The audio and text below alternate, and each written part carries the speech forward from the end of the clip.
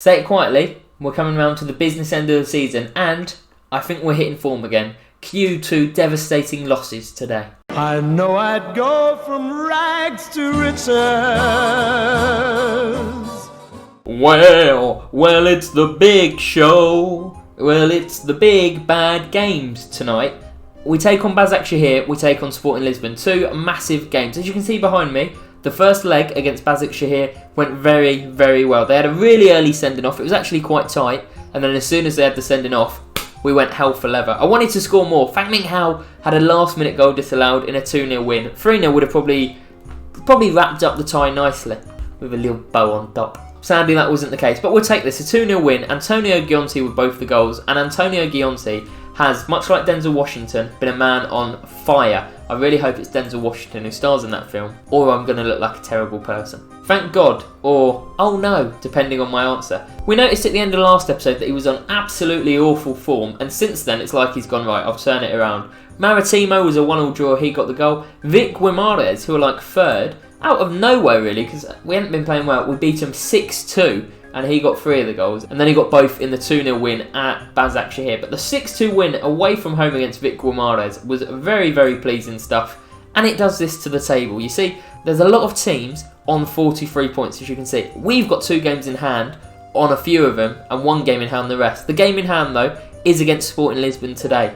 We win it, we actually go above them with a game in hand. And suddenly, we might be favourites for 3rd place. We lose it, then I think 3rd place becomes a pipe dream, and we're just working to try and get 4th, which would still be a massive achievement for the club. The first game today is the game against Sporting, which is the important one.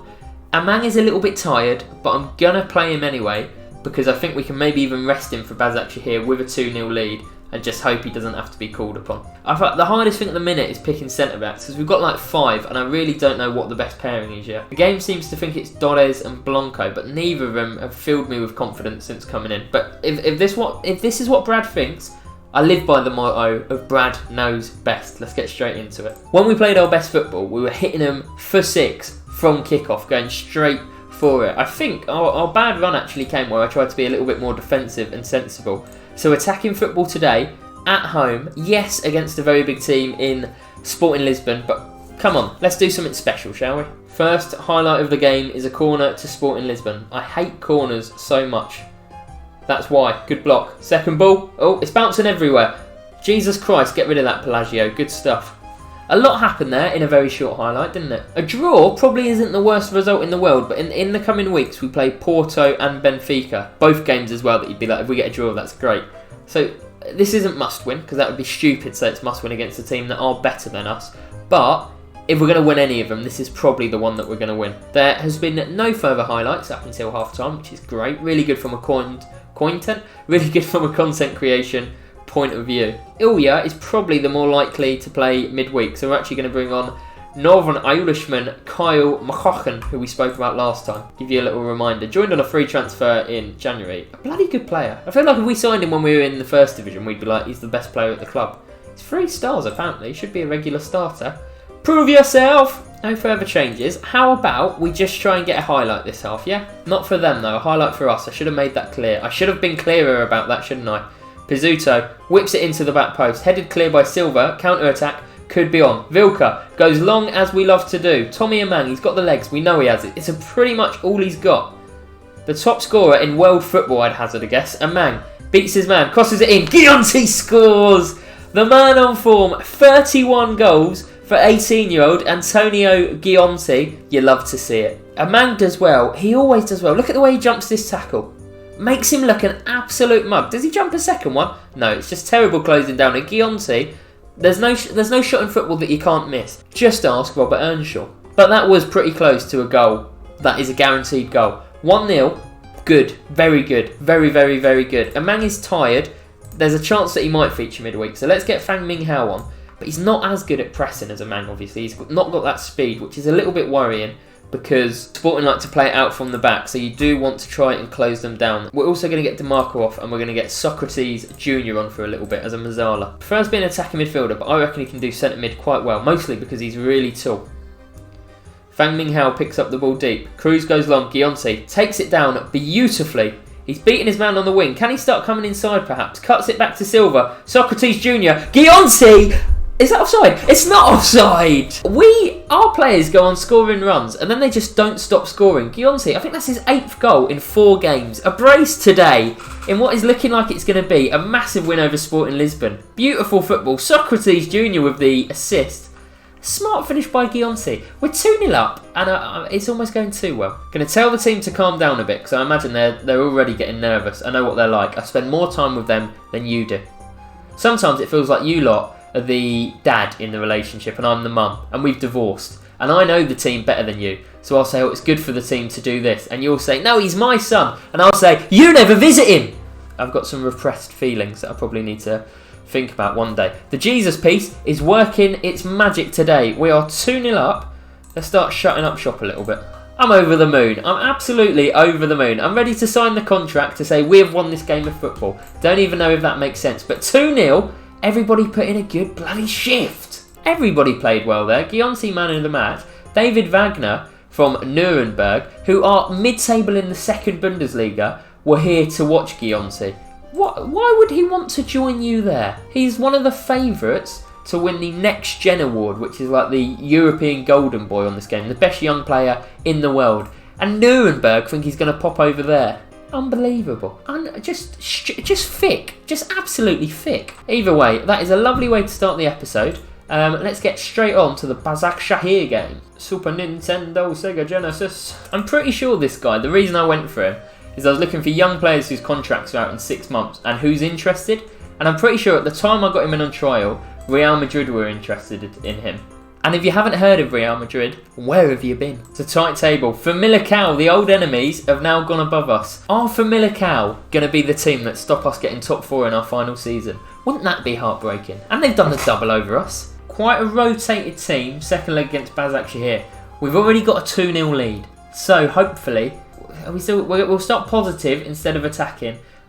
Miguel Silva, Vilca, both far too tired to start. Kyle is not registered for this because I forgot he existed when registration came around. But hopefully this is enough to see us through. Am I nervous? Yes, a little bit. Mention it every time. We were only expected to take part in this, and that was from the qualifiers. Like, they didn't even want us to qualify. I say they didn't want us to. That seems untrue. They didn't expect us to. But we're now here, the 2nd knockout round, with a lead. If we can make it to the quarterfinals, muy presto. It's nice to see Fang Ming Hao out. Fang Gang, represent please in the comments. Now, we battered them first time, 2-0, but they were down to 10 men after 20 minutes. One of those where the game could have been completely different, and you imagine it probably would have been if they had 11 men out there. But if we can get an early away goal, it means they need 4, which I can deal with that. Working it nicely. Lacasio, there's a lot of space in front of you. Mane is forcing you to run out there. DeMarco, back to Lacasio, linking up nicely. We're bobbling it around. Are they just going to go long? Bruno Dora... Oh, mate, please don't do this. You've left your man, Jordan Ayew. It's not the ideal start. Right, I think that was Bruno Torres who made the mistake. I wasn't going to play him because, as I said last time, I think... Is it Bruno Torres? Is it Bruno Torres? I mean, yeah, it is Bruno Torres. Brilliant. I wasn't going to play him because last episode I said he's a £2 million flop and I'm not a big fan. His last 5 games though, he had a better average rating than Blanco. So I thought, oh, the game knows better than me surely. The game doesn't know better than me. Never think the game knows better than you. Suddenly I feel like we're under pressure. Another highlight at the 20-minute mark. You can see their line of engagement must be quite high because they're going up and meeting us on those goal kicks. But if we can get past that and move the ball a little bit quickly, maybe we can catch them on the break. Which was really where Tommy Amang would come in handy because he's so quick, but bit too tired to start today, but we could see him in the second half. Mane with a terrible pass. Again, they go long. Torres has lost his man. It's fours. Put a foot in. That's fine. Turn him around. They've gone long. We'll deal with that. We'll deal with that all day. That's not ideal. Socrates Jr. What is that pass? Like, I don't even know what he was aiming for there. It was about 4 yards to the right of literally anybody. But Mane knows how to play a long ball, doesn't he? Guionci beats the keeper. Is he onside? He is onside. Antonio Guionci is on fire. Mane plays passes that no one else can play on this game. What a perfect long ball. Can we pause it the minute he actually passed that? See how close he was to being onside. Fang Ming Hao knocked it down nicely. Guionci is tight, but he's clearly onside. And look at this. Just rounds the keeper, knocks it past him, playing in his continental gloves. 1-0. Suddenly, we're laughing. No pressure in the world. Bruno Torres, I'm sorry for berating you on camera like that. That was out of order and it won't help you. But I am going to take you off at half-time. I don't trust you as far as I can throw you, and I cannot throw you very far. Well played. Ilya goes long. Fang Gang. Fang Ming Hao. Go on, Fang. Look how small he is. He's genuinely tiny, but he plays it in. It's not the best cross in the world, is it? No one's very responsive to that second ball there. Jordan Ayew. He's just running from miles out. Good save, Thiago Martins. Well held. We go long. Strange choice. I'm pretty sure I've got it on short distribution to the fullbacks. Socrates Jr. must have just been like, hit me, hit me. It's one of the greatest goals I've ever seen. It's one of the greatest goals I've ever seen. Look, he's just gone to look at the goal to say, I've just done that. Unbelievable. What's the XG on this then? Does anyone know what the XG is on flying volleys from 30 yards? I mean, it's ridiculous. It's absolutely ridiculous.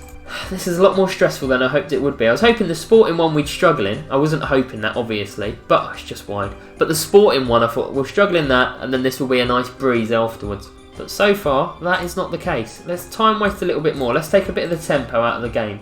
I know we like to play a high tempo, but I feel like killing the ball whenever we can and just don't let Bazak Shahir get into any rhythm. Gionte. It's fallen to Gionte. 2 shots, 2 bites of the cherry, neither of them go in. Why is Bruno Torres taking this?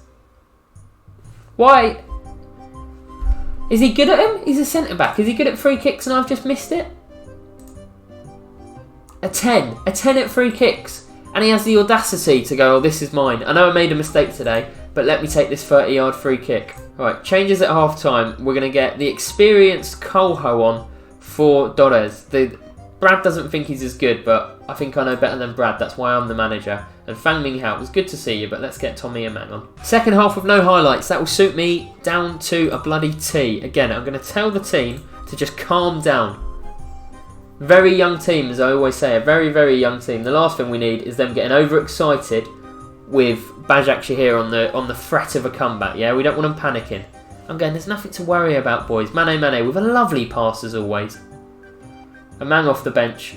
Can't beat the first man with a cross. Surely they're not getting to this ball. No, good. Ocasio's gone into a lot of space. DiMarco though, beautiful ball carrying.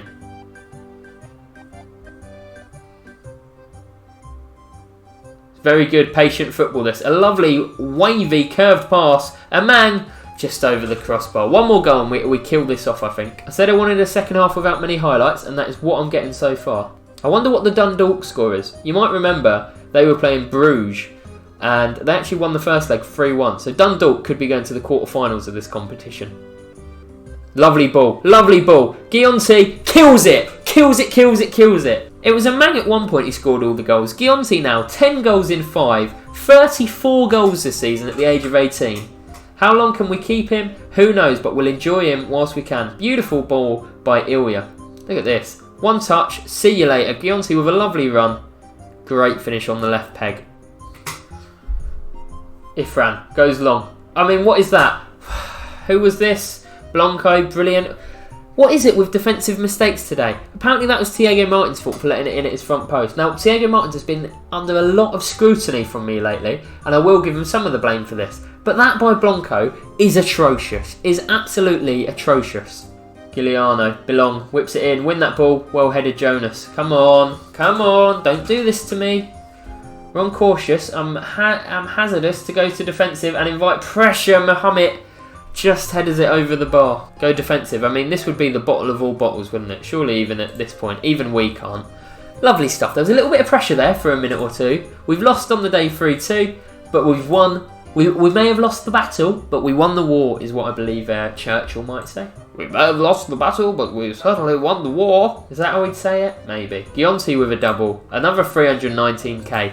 We're just raking in the money. David Wagner was there again. Will you piss off? He's not coming to Nuremberg. And Churchill, what do you think of Nuremberg? You'll never trust a Nazi. I'm not sure they're still Nazis, Winston, but whatever floats your boat, I suppose. I'm just going to continue a little bit so we can find out who we've got next. And who we've got next is Villarreal. See, on paper, I'm like, oh, that's a really tough ask. But, I mean, they're a mid-table Spanish team. They're not mid-table. They're a top half Spanish team. They're clearly good, Villarreal. They're clearly good. Are they much better than Sporting Lisbon? Not in my opinion. Can we make it to the semis? Ooh, I hope so. We'll do the same again when you next see us, but we'll do the Villarreal game first and then Belenenses Sad at home, second in the league. Before that, we play Porto. We win these.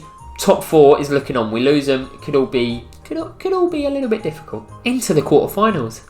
Hip hip hey, and away we go. Happy days. If you did enjoy the video, like, subscribe, all of that good stuff. Comment down below what your favourite fucking colour is. I don't care. I just asked you to comment because it helps me. I don't care what any of you... I'm joking.